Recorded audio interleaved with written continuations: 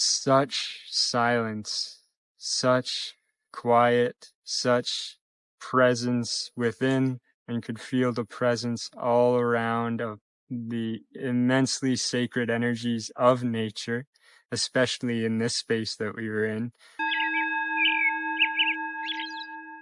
We have Jim and Marian here in the Zen Garden of Sattva campus at Ekam in India. It's so nice to be here with you. I wanted to have this conversation with you because I've been specifically what I'm very passionate about is seeing over the course of my journey with oneness. I've seen an incredible shift happen where I'm able to relate with or experience life from a state that's very free from all this noise in my head, this stress, this frustration, the irritation, the boredom, all these different kinds of noises going on. And as a result, I'm able to sit with my family, with my friends, and be more present to them without all this commentary going on in my head, this anxiety about what other people are thinking about me. But especially where I've noticed this, because I'm a nature guide and I guide people on canoe trips right now in nature, and will take various forms in the future. But and I especially love being out in nature, helping it living as sustainable as I can, and doing environmental projects. And I've seen such an incredible shift when I'm able to be out here in nature. And it's like, oh my God, like I remember one time after a Field of Awakening program, I came home before I had gone into some of the deeper journeys they have here. I did a Field of Awakening. I came home and I just got off the flight. I came home, I put my bags down, and I was like, I stepped outside my front door, and it was like, oh my God, why is it so quiet outside? I was like, like, is there no wind? Is there no cars in the distance? Like, what just happened? Like, it was like the first time I stepped outside without anything really to do in that moment. And it was just this incredible experience of just such peace and stillness. And then it started to clue in that, like, oh my God, it's me that's quiet. It's no noise going on in here that's going on all the time when I'm out in nature. So yeah, so I've heard you talk about it. I want to hear from you what your experience maybe has been like with this. Maybe we can start there. I know there's a lot to talk about, but how is your connection with nature? Or first, yeah, maybe tell a little bit about yourself, and then we can get into that. Well, the first thing that comes up to me, we're both born and raised in Chicago. Well, what's your name? Oh, my name. My name is James Kozlik. Originally born in Chicago, Illinois, big city, and moved out west, United States, back in the early 70s, and then went back to Chicago, met Marian, my wife, got married, and moved back out west as soon as we got married. We've been out west I've been out west over 50 years. What I wanted to touch on, though, was what you just said about the stillness. And I remember when we first moved, we lived up 8,000 feet up in the mountains. First, we moved to some cities and got involved in things. And then we bought some land and moved up in the mountains. And there was nobody around. Our closest neighbor was 2.5 miles away. And it took us probably a good year for us to really be at peace without all the chatter in the mind that we picked up from city living, growing up, everything else. And that's always stayed with me, that it is a process to land again where you want to be and quiet the mind. And I know so many years since then, now getting involved here and how we do so many things to still the mind, so many meditations and I'm really, it's not easy to actually do that, to just be still.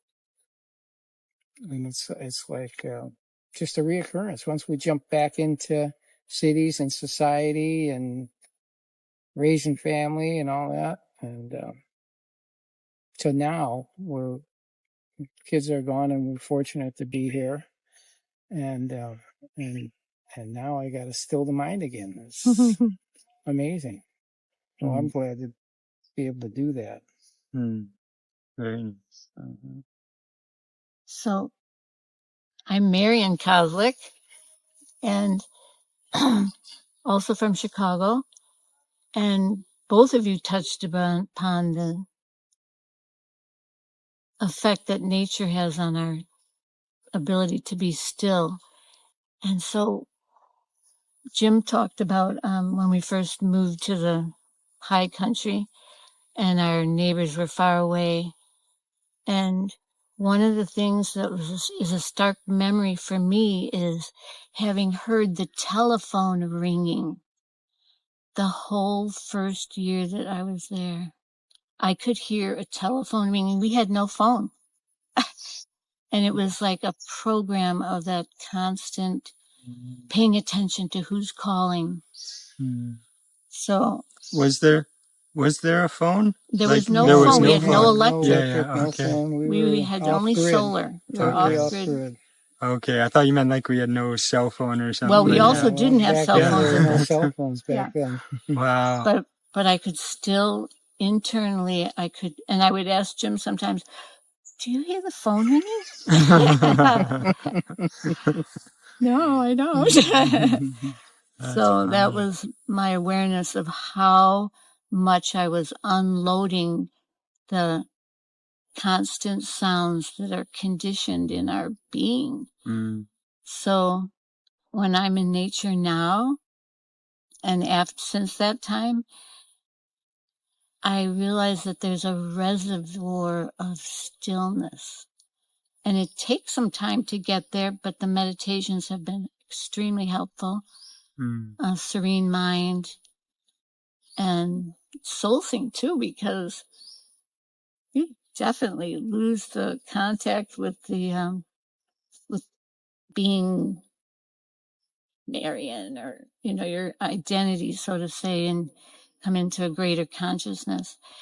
And so I'm aware of the fact that I look for that reservoir of stillness, but if I find myself paying too much attention trying to get there, then I'm not so successful. So what I do now is just, usually I start with the serene mind and at least placing the flame. If I'm really finding it difficult, I'll place the little flame in between my eyebrows and then see a difference already. And then when I move it back into the center of my brain and really focus there, then the whole, then my body starts to feel different as well as my mind. And I think it's because things are slowing down, and I don't know if our blood flow slows down, but it almost feels that way to me, that the heart rate relaxes. Between that and soul sync, I can really notice physical sensations that are occurring within me. And then pretty soon I can just be, and whatever I open my eyes to and look at, it's almost like the connection is what helps bring me to that reservoir of stillness. The connection with whatever first gets my attention. And then then generally I can find myself in that reservoir within a very short time. And are you talking about whatever gets your attention in nature? Yes, like around you? Definitely in nature. Like right now, I just looked at this beautiful tree. Yes. It looks like it's holding a yoga pose. And so I really love the fact that in nature there's so many things that bring delight when I'm not even expecting it. Like, for instance, looking at the tree and having a sense that it's doing a yoga pose. Yeah. I'd like to touch on that subject too, because what we do here for one of the meditations, walking meditation or astashala, where you sit and just be. And oh gosh, probably about 4 or 5 days ago, I had a great experience. It was a sit-down meditation. I went and found a rock, and I was watching the sunrise over the buildings and the trees, and just a beautiful, beautiful view. And I really got lost into the sunrise. You know, I started out with some thought. Oh, I think I had to think where I was going to sit and what I wanted to look at, and et cetera, et cetera. And then those went away, and it was a real kind of transcendental experience, because I just listened also to the environment waking up, and it wasn't just listening to the bamboo creaking, you know, but it was also listening to some japas over the fence, you know, that probably they had the loudspeakers on, and I'm like listening to the dog bark, and then the birds, you know, cawing, and it was beautiful because it was a different kind. My thoughts connected to what was around me versus other thoughts that flow through the mind that are more connected to what we're going to do for the day and the future and the past. And then I came out of that, and then those thoughts started. And then of course one of the thoughts was, oh, now it's going to be real hot because now the sun is up above and it's shining right. I'm going to move to another rock, and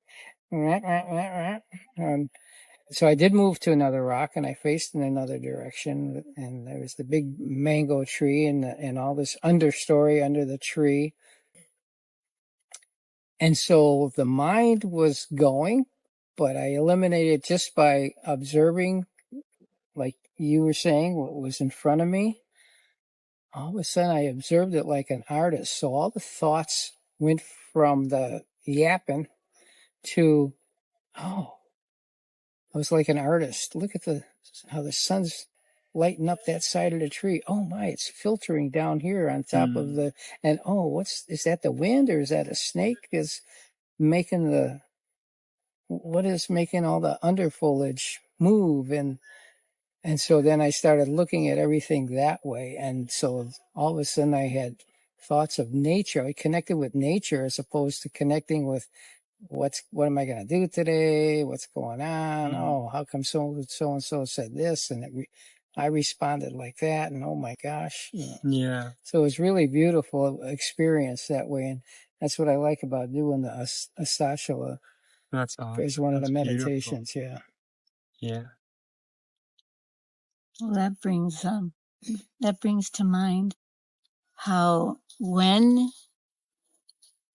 you saw an artist's viewpoint in nature, and for me, I can relate to that,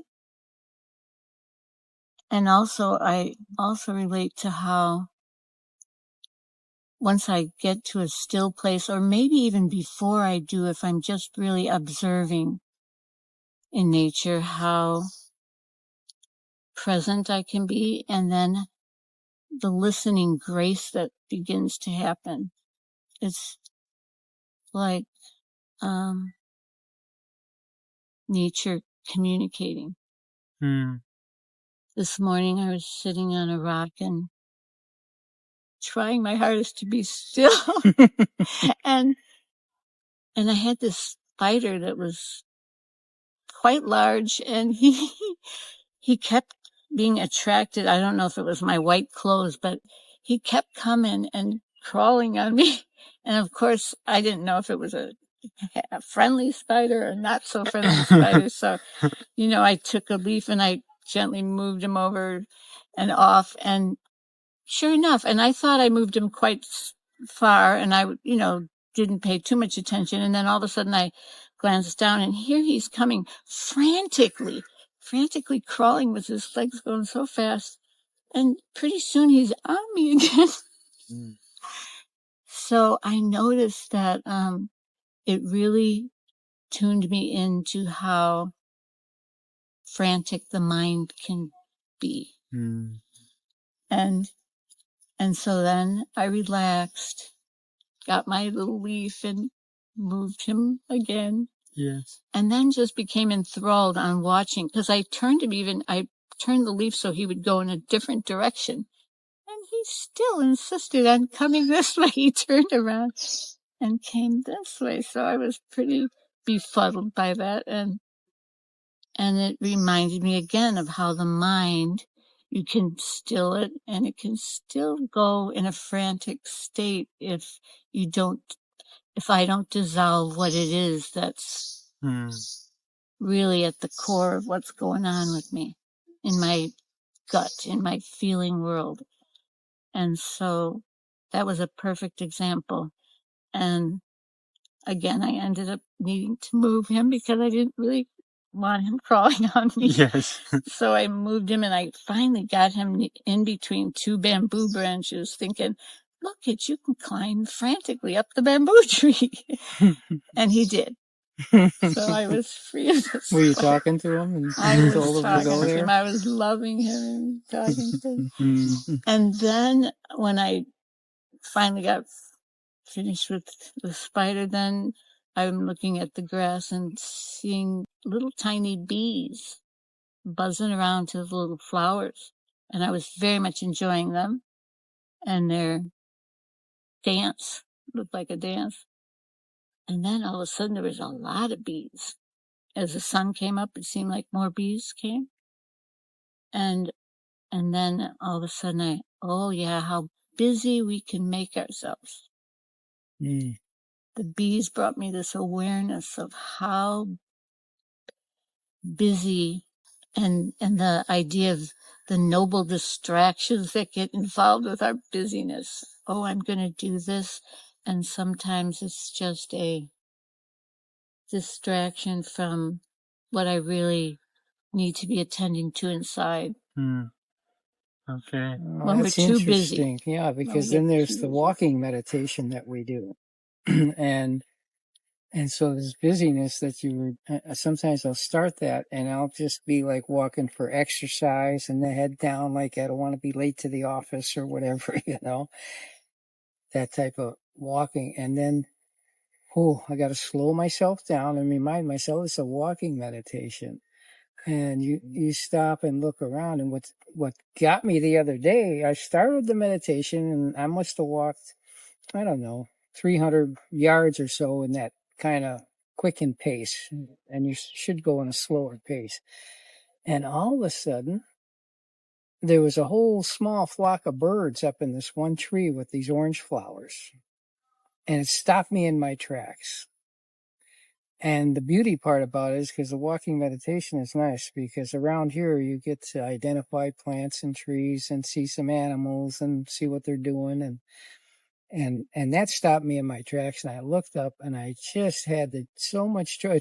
I was so humored because they looked like hummingbirds, but they couldn't quite flap their wings fast enough to keep their beak into the flower to get the nectar of the flower.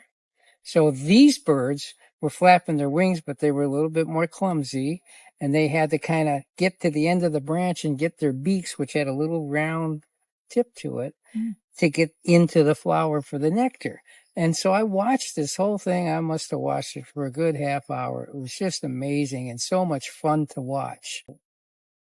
Later on, I looked it up and I found out that that's what you might consider hummingbirds in India. They don't have hummingbirds like we have back in USA, Canada.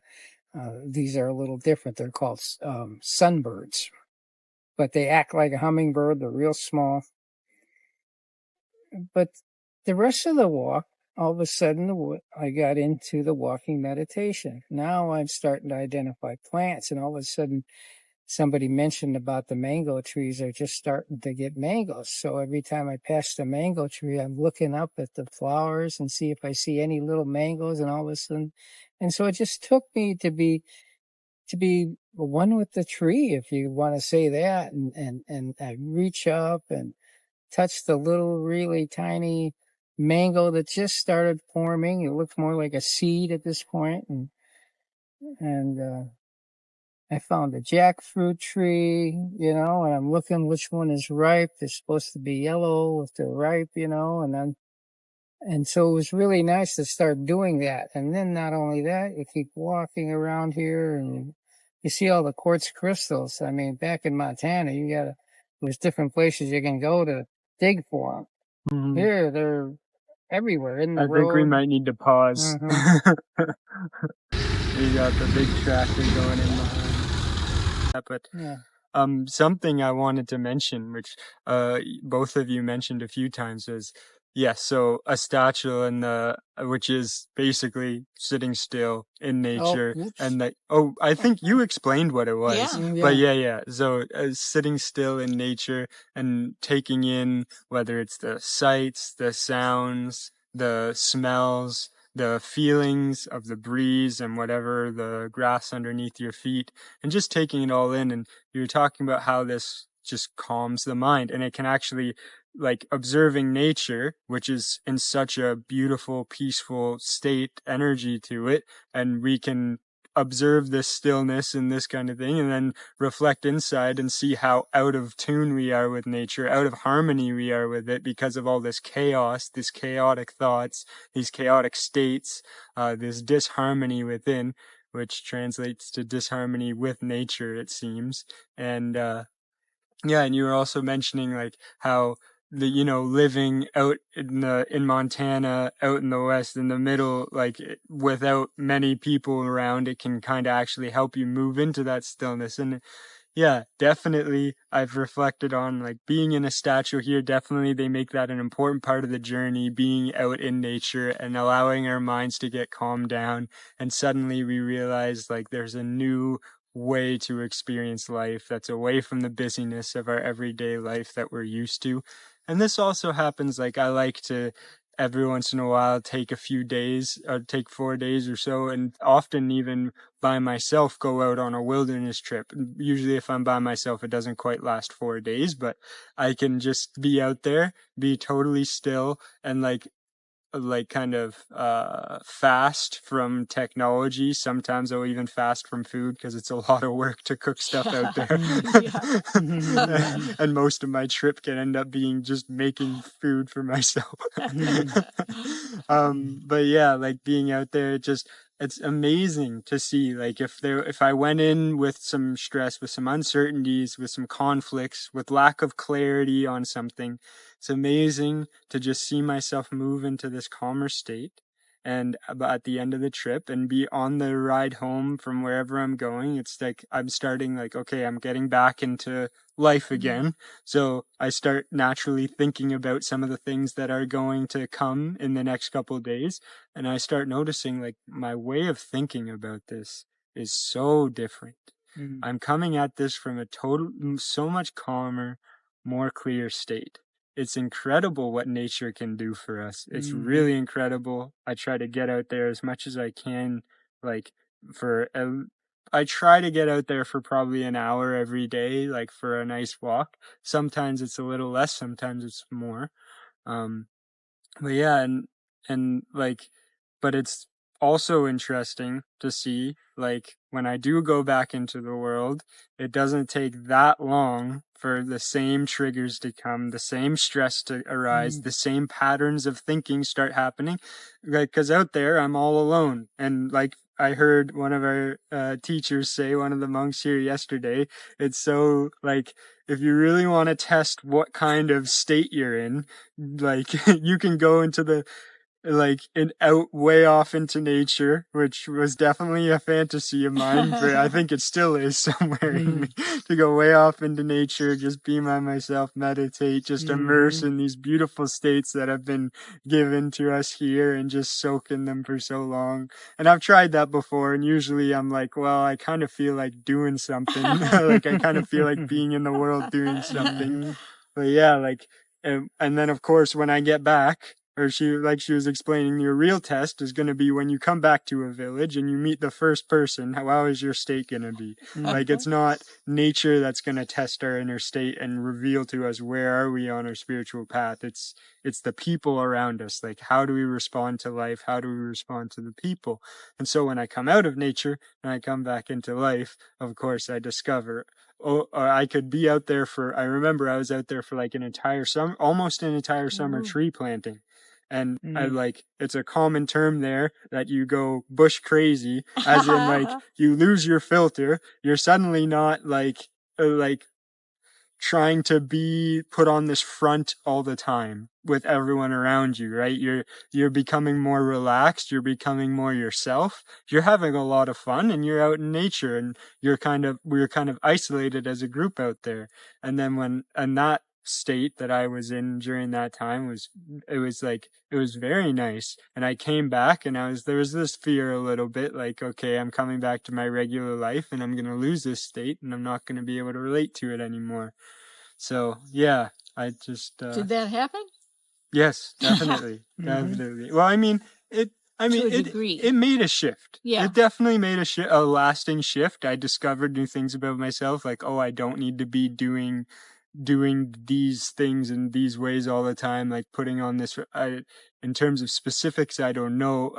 They aren't coming to me right now, but definitely the calmness has lasted, and it opened up a new experience of life to me. It opened up a new passion for nature, and I really feel like there's this balance, definitely, like both sides of the coin are true, or like a definite, or on a spiritual path, nature plays such an important role.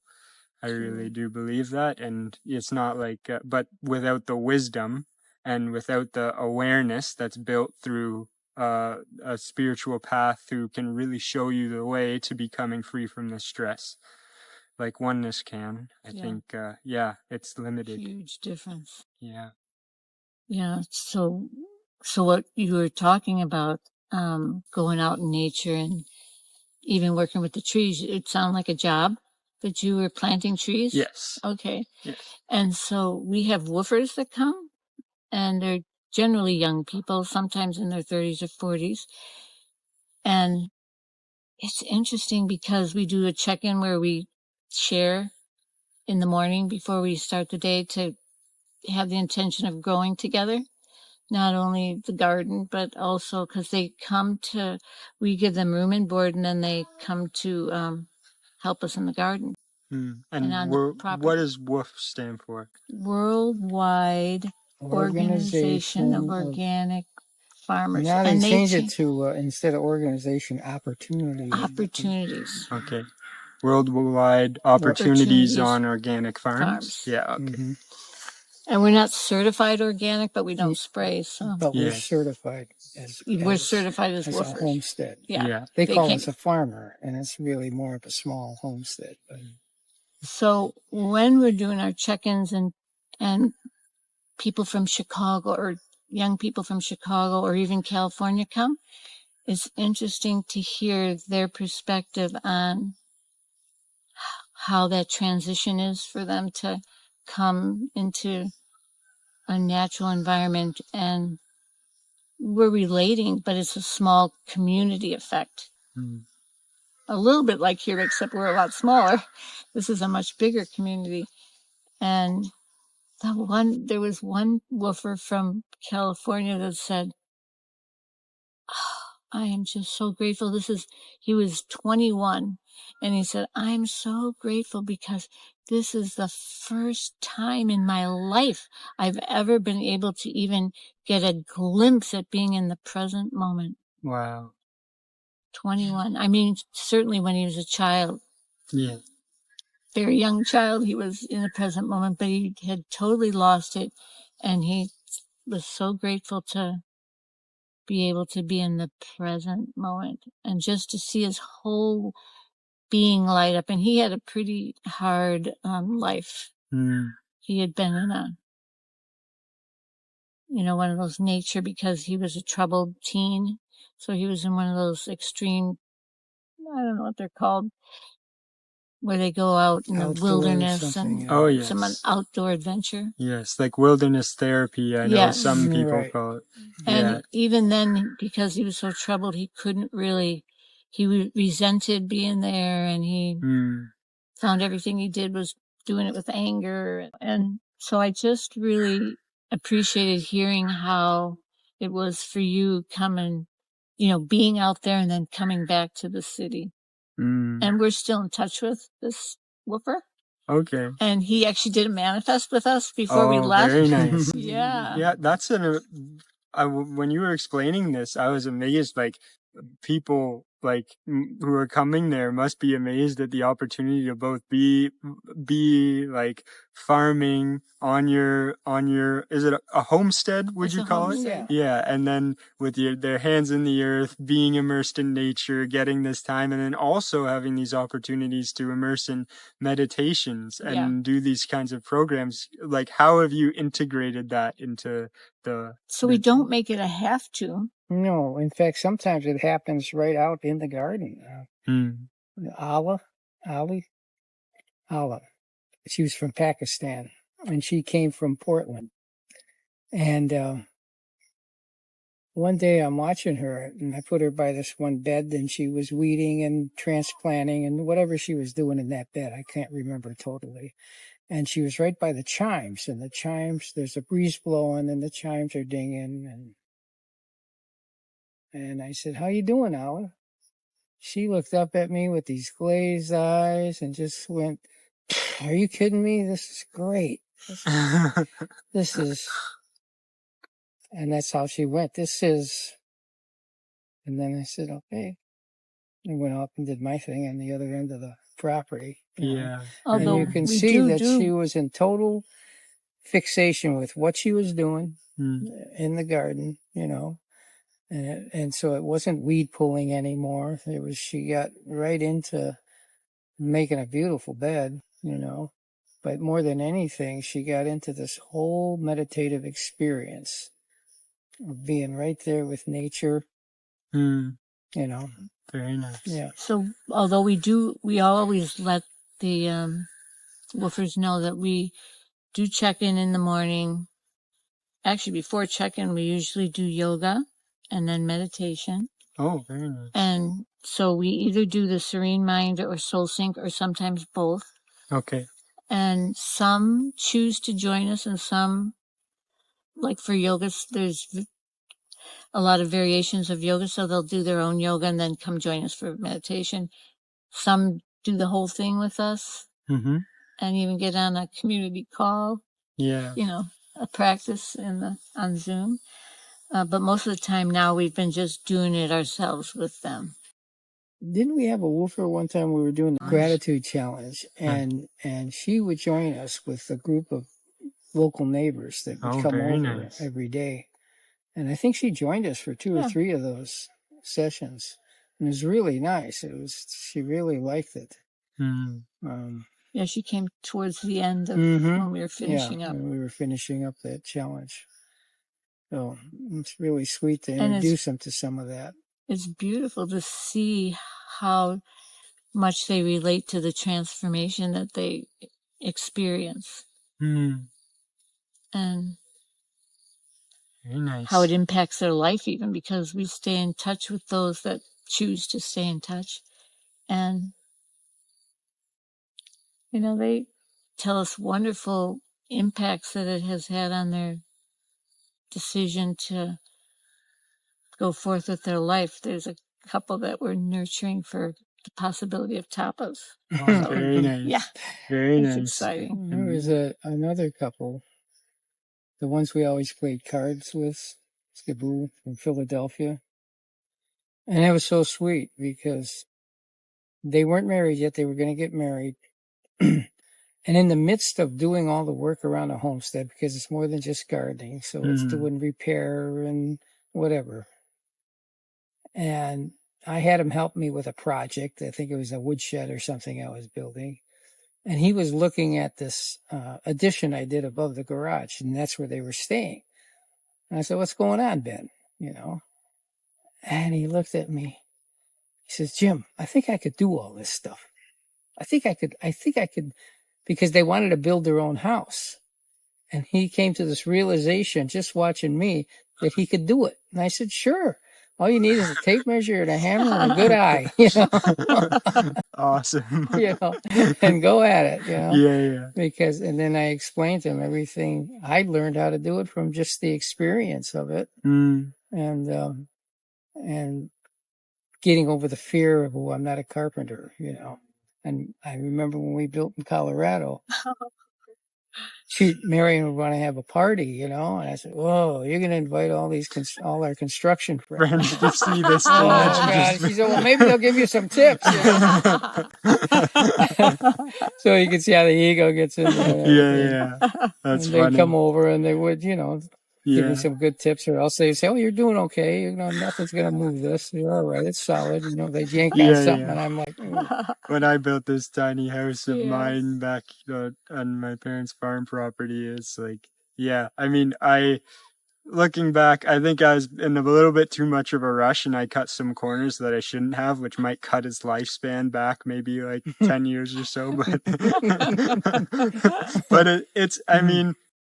it's fine. There's no water getting inside. There's no leaks anywhere. I might find rot in some wall one day and I'll have to repair it. But it's like, And that's the fun of it, really. Because I used to build houses, spec homes, and then sell them. Or else some custom homes with other guys. And then I get to my house and I say, well, this is my house. And we had this one guy who, Sven. He was a perfectionist. So when he gardened, everything was in rows. He was Dutch. Okay. Everything had to look like this. Our garden is wild, and we're more permaculturist. Nice. He'd come and he'd be looking at, what are you looking at, Sven? He said, well, Jim, I got to tell you, your house has character. You didn't see our very, very first house. Oh, well, that's funny. Yeah. But our first house actually had a dirt floor, and I really loved that. And just a rug on the ground. Oh, very nice. It was like what we could afford at the time. It was a dome home. Okay, wow. And we got all the parts and pieces from the Broadmoor. Well, those were the windows that were leaking. We got leaky windows from the Broadmoor in Colorado Springs. But then someone sold us a frame, wooden frame. That was probably a greenhouse. And then we just added on to the frame. Okay. Added a pyramid. We had tree bark for shingles. Yeah. Okay. So it was like a hut. It was like a Native American hut. But it did feel like a real connection with nature because it was made out of what we could afford. And the dirt floor just felt native to me, Yeah, wow. And that's what's so beautiful that we forget about in all the technology and working in the big cities and everything. This great creation, all the abundance. When we talk about abundance and wealth, and there's plenty of videos by Pritaji and Krishnaji about abundance and wealth creation. And I like the way they kind of get your mind off of focusing of making more money and being rich, and as opposed to connecting with what is the real wealth and the real abundance. And I look around just because I love nature so much, kind of like you guys. It's like, what was all here? And it's like, and people think, oh, that's the old pioneer days. But no, when you mentioned about how you'd go out on these trips and you spend most of your time just trying to feed yourself, right? Well, it's like the animals. When you watch the animals, they're surviving. Their whole day is to keep themselves alive. They go around and forage. They take their time. They rest, and it's so peaceful. I mean, it just steadies everything. There's not much stress, there. And we've gotten away from that because of what? Boredom? Oh, I'm bored. I got to do something. Let's go play football. Or keeping up with the Joneses. Or whatever it is. Oh, I got to have that boat so I can get across the lake, instead of building a canoe or something. I don't know. Yeah. But it is. There's so much around us that's so beautiful. And that's why I like homesteading. It's getting the hands in the ground and and adding to the earth instead of taking away from it. And so when we grow our garden and put in some trees here and there and whatever we're doing, we're on this bench and it's just high desert plains. So there's just wind that blows through there. Okay. And so we created a little oasis. So we added to the environment. And now it gives back. We get apples, we get vegetables, we get, and wild, herbs and all that stuff. So it's giving us back and we added to it. We didn't just take and sell it at the grocery store. Yeah. And made some money. And that's what I love about the whole permaculture concept, it's just, even this environment around here, it's so beautiful, the campus, and how much abundance is here. I'm discovering all these and looking up all these, what's that berry, Oh, wow, it came from such and such a place. It grows here, and you can eat this, or it's for that. Oh, the other day I discovered a tamarind tree. Because I asked Robbie, the chef, I said, so what is the spice in here? Because I couldn't detect what is that spice. And he just offhandedly says, tamarind. Okay. Well, I never knew what tamarind was or where it came from. And I went and did a workout at the workout room. And I'm looking across the way and I see these like bean pods, pods hanging down. So I took a picture of it, clicked on the phone, tamarind. Wow. I'm like, whoa. Awesome. It's growing right here. Yeah, so cool. Yeah, so it is to be able to do that. Yeah. And that's what's really beautiful about growing our own food. Growing our own food. Look at all the bamboo. They have so many different kind of bamboos around here. If you need a piece of rebar or something, you can go and get some rebar. You can get some bamboo. It'll grow right out. It's all tubers. Yeah. Cool. Well, that's something I'm becoming more passionate about, is like learning to grow as much of my own food as possible while being able to still live my life. And I find that's helping me try to figure out what's the most efficient way of doing things too.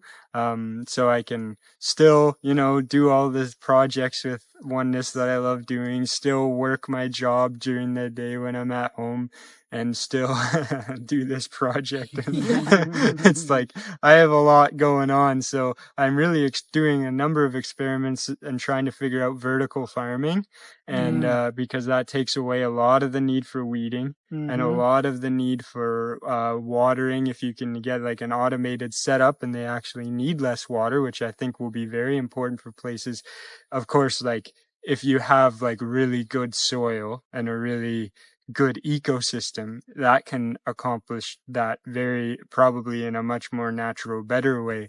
So I'm experimenting with biodynamics too, and different methods, and it's a whole trial and error thing. I'm doing different things. Sounds like you need woofers. I think maybe one day it's been a dream of mine. I'll see where it goes, but to someday have like the center where people can stay at, where people can do this, engage in sustainable living in some form of homesteading and being a part of a community where Oneness meditations are involved, where like being connected with the land, doing other sustainability projects too, and just that's kind of our vision too. That's what we're looking at. It's just a small model. It doesn't have to be huge. 100 people show up, we couldn't handle that.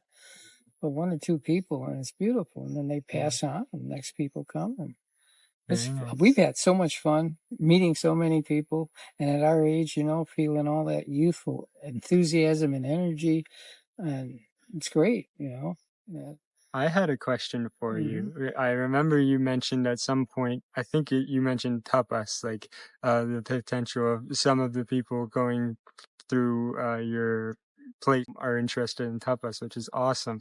And it reminded me of like the tapas and like probably some of the most powerful moments of presence and connection with nature that I've ever had was at the end of the long tapas night in our tapas program, when we opened our eyes after a long time of meditating, and it was morning, the sun was rising, and we walked outside, and it was just such silence, such quiet, such presence within, and could feel the presence all around of the immensely sacred energies of nature, especially in this space that we were in. And I have had some incredibly beautiful moments in this, and I wanted to hear from you what those, if you had some beautiful moments of nature connection in those times. Did I remember? It was probably the second week that we were in the Nirvana forest for the night, and luckily we had the Kshetra because we had a monsoon. And it was my very first time experiencing a monsoon, and it was unbelievable between the sound of it hitting the metal roof and the blanket of rain. I mean, I never saw so much rain land at one time to form lakes around us. And part of me was like, are we going to be okay? And then, it's nighttime and we're going into the depth in the core of our being. And then in the morning, because it lasted for quite a while, but it didn't last all night. And when we woke up in the morning and opened our eyes and slowly began to orientate ourselves, the first thing we saw was a beautiful rainbow. And it was the most vibrant rainbow. It felt like I was in an animated show, the sky was an animated visual.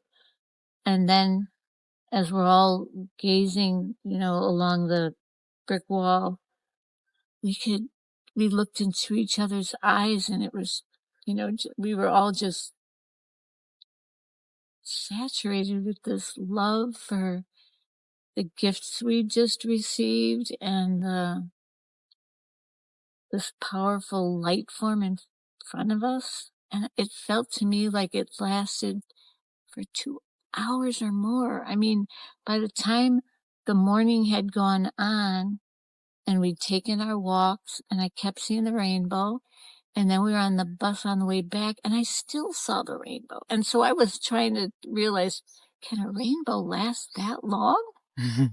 It felt like hours. And it just was so absolutely beyond words to experience the depth of interconnectedness of being in nature and then with all the rest of the Topavis. That real was great delight, great peace, great love. Sure, there's one more, but we probably hadn't gotten that far yet. It was very beautiful. Wow. This one seemed bigger than I'd ever seen and just bright. Mother Nature must have been very happy about what just happened that night. Yeah. When I did tapas, we came here a lot. Yeah. At Sattva. So I had the opportunity with this environment. Then go back there, and I had this comparison going on. Oh my God, there's nothing here, compared to, because I was comparing it to Sattva. This big grass lawn and some palms, and So my mind was. So now I'm going to find a place to do a stashtva, and I walk behind in this forest area, a small forest area, and all of a sudden I hear this rattling going on in the bushes and the trees, and I look, and it's just this whole big family of monkeys going through. And I'm like, okay, I just was so humored because I'm going, monkey mind, all my thoughts going and going and going, and there's just a reel of thoughts, right? And the monkeys alerted me to that. Yes. And I continued my walk, and then the master to the security guy said, what's he securing here? And I look behind him, and there's a whole little nursery of banana trees. And in broken English and stuff, he was protecting the banana trees from the monkeys, right? That's part of his job. Security. So now I'm humored even more. Monkey security. And then I go, and all of a sudden I'm back to where I was staying at the dorm, and I saw this chair out there, and I'm looking behind the dorm, and I'm going to grab this chair and go over there. Nobody back there. I can just sit. And I sat, and I discovered a coconut grove. So now I'm discovering all these things. I got my mind off of comparing, and I'm seeing the beauty of where the beauty is on that campus, right? And then, so then I stick the chair out there, and I'm sitting in this coconut grove and just watching the sunrise. And I said, wow, this is a new experience for the sunrise that day when I did it.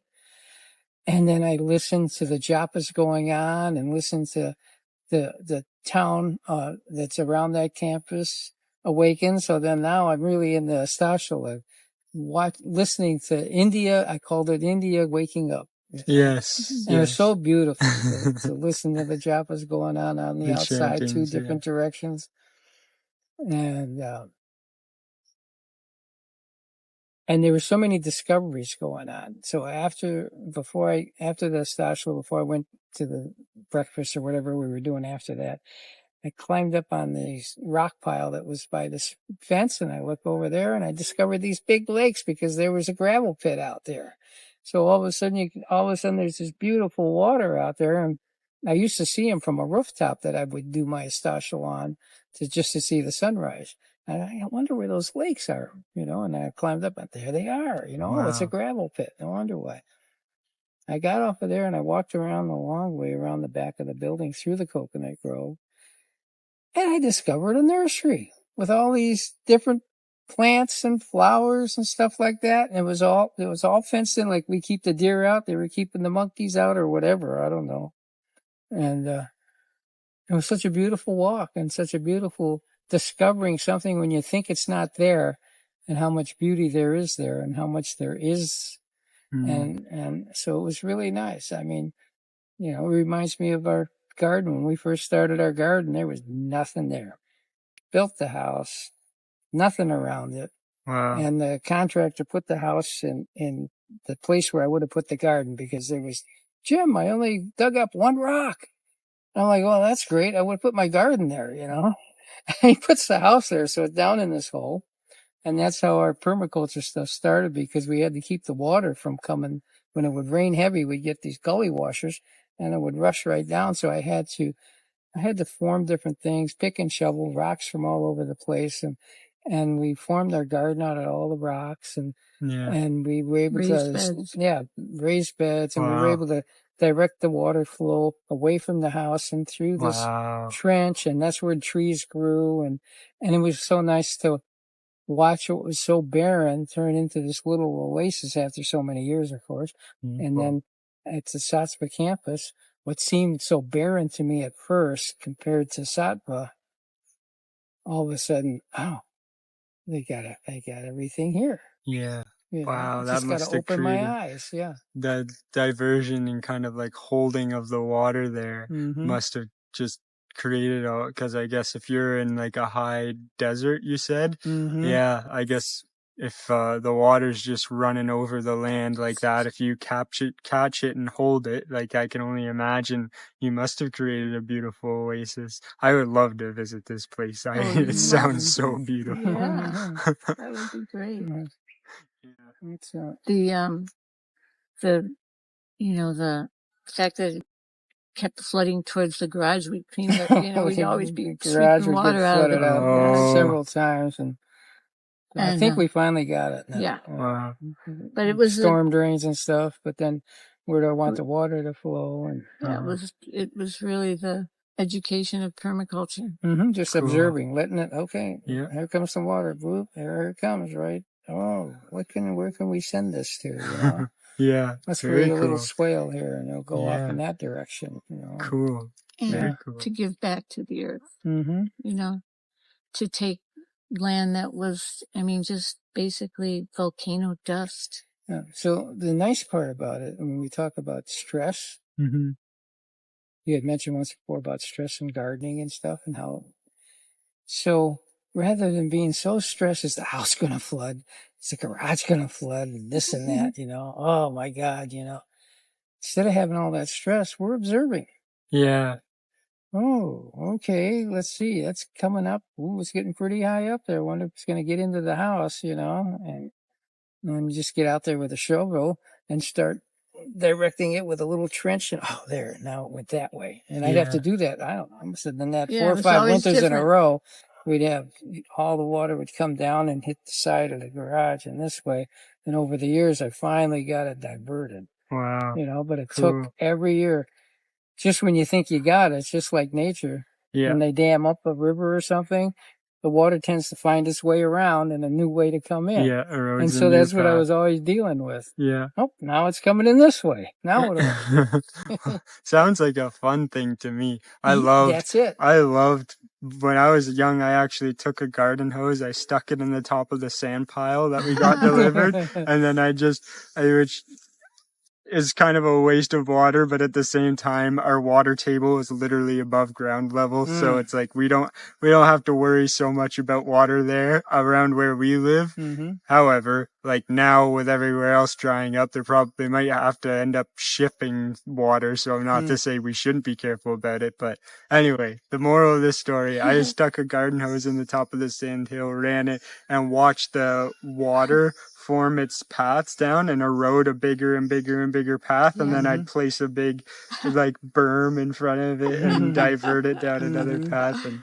I feel like I've always, like in the springtime flooding, it's always been my favorite thing whenever there's a big storm or a big melting event in the spring, to follow these paths of water and where they go on the property, because our land is mostly flat where I live. And so just to watch these water flows happen and where they divert and where they come back together, I just love it. Yeah, then you get into observation, problem solving, and it's not stress anymore. And right? You mentioned something funny, like back in Svasti campus when you were when you were talking about the monkey mind, when you're getting into stress, which is similar. Like if you're so it's been very interesting to hear about these brainwave states, and Sri Krishnaji talking a lot about the brainwave states, and how they're relevant to our experience of life, and they're relevant to our ability to solve problems. Like when you're watching this water come down and you're not in this monkey mind state thinking, oh my God, it's coming to the house. Is it going to mess up the foundation and all this stuff? And like all this stress that could be playing out. It's like when you're calm, you're just able to see like, okay, let's just take a little bit of time here and let's just make a berm. And you're able to work with a lot more intelligence and you just, make it happen. But also in nature, like I've been hearing him talk, every time I hear him talk, it's like, wow, like when the beta brainwave state is happening and you're in this monkey mind state, I think it is, 13 to 30 hertz that your brain is vibrating at, and it's just like constantly thinking about one thing or another, thinking about what that person said, thinking about what you got to do and all this work that needs to be done. You don't have time. Like when I get back home, what am I going to make for dinner when I need to do all this stuff? I have so much to do and I still got to make dinner. What time am I gonna, haven't been getting enough sleep lately, all these thoughts that are going through my mind. And then it's amazing when we do these kinds of meditations. Usually nature helps you move into like alpha state where you are in a more calm, stress-free, clear state. But I find like it's amazing when I can bring attention, when I can pause and realize, okay, my mind's in this monkey mind state. I need to pause because right now my experience of nature is just completely wasted. Like nature is impacting me. Definitely. It's a great thing that I'm here and not, just trying to do my regular work as per usual. But my experience of nature, I'm not really able to be present to anything around me. The wind in the leaves is passing me by. The bird sounds are passing me by because there's all this noise in my head that I'm focused on. So when I pause, do the serene mind for a few minutes, which is an amazing meditation designed by Shri Prita Ji just to help us shift out of any of this thought noise, these stressful states, and shift into calm. And then I often find myself in alpha, where I'm actually able to focus, able to be present, able to actually take in like the things around me and not be so distracted by something else. And it's something amazing happens too when I am able to, very often I did soul sync in nature too, and I moved into a theta state.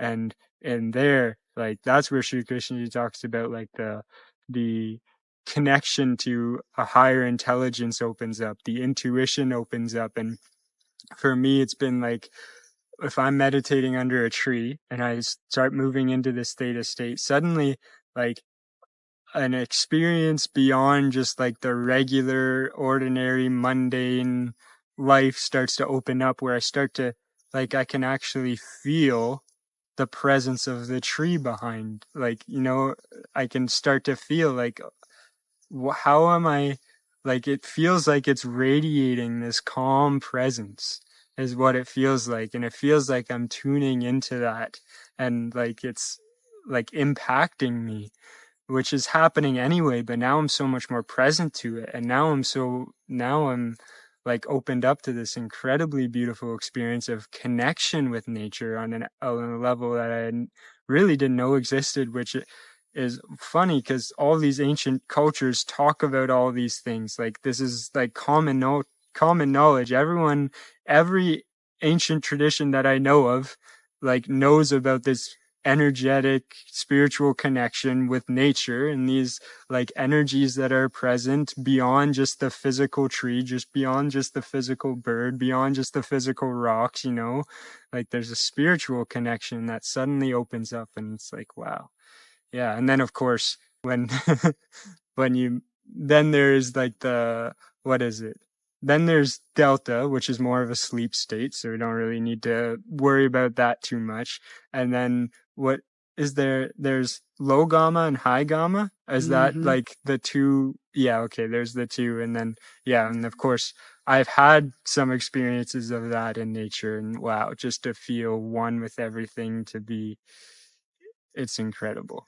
Like, almost states where I'm not even there anymore. All there is just one unitary fabric of intelligence, which is manifesting as that tree, which is manifesting as the earth, which is manifesting as me.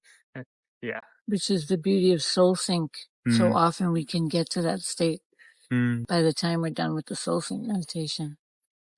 And Jake, I really love that you planted us here for this interview, because doesn't it feel like the trees are just embracing us? You know how they're all just, their arms, especially this one behind you, it has its Must be in your limbs, theta state. limbs just coming out, and it's Yeah. been a very beautiful environment to share about nature. Definitely. And I think this might be a good time to wind down, because I'm getting a little hot. I think I've been able to move through it because I've been in such a nice state talking to you. It's been so nice to have this conversation with you. It's been really fun. Yeah. And the sun shining directly on you, Right Jim, on for my a bald little head. bit. I'm like, where's my hat? Where did I put that? Yeah, I'm watching the little beads come out of I it. know. Yeah, me too. Stress. That's an interview. Stress. Thank you so much, Jim. Thank you so much, Marian, for this beautiful conversation. It was so nice to hear from you. And there's so many more things I can think of to talk about with you, but I'm sure we'll have multiple other opportunities to discuss about things in the future. So thank you so much for taking this time. And the connection. And the connection. Yeah, that's the best part. And thank you, nature all around us, for Hero universe, huh? giving us such a beautiful setting, embracing us.